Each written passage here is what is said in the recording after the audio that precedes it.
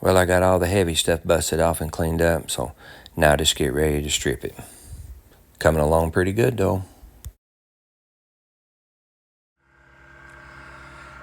Okay, like I said, I know it looks like I'm bouncing around, which really I am, but I'm just trying to do stuff that I can do until I get tearing into these floor pans and stuff, which the floor pan will go all the way up to there, right here. So there's not any use in doing that until I get all that and get these pieces ordered.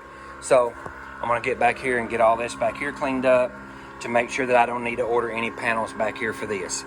So, whew, still got a lot of work to do, but I still think I can make it. So, that's where we're at.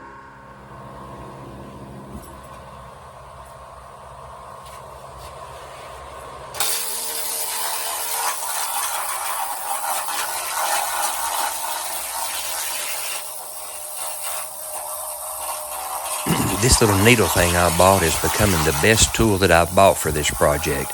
That thing just vibrates and it gets all the old undercoating, all the old seam sealing, the road rash, the grease, the grime, all that stuff off of it, to where now all I have to go back is do with the wire brushes and stuff. And this is really saving me a lot of time.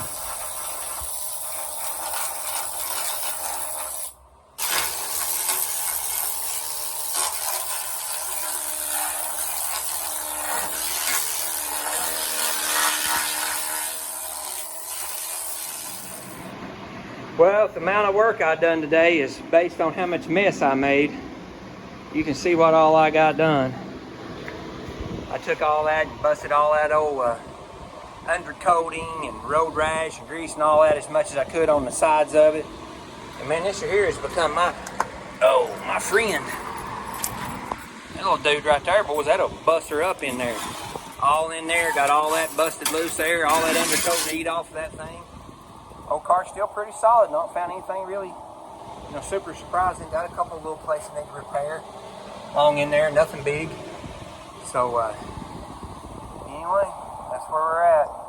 Takes a long time you building the whole car, so I appreciate you hanging in there with me. Not bad for one afternoon. Both wheel wells, trunk, inner and outer, ready to strip now.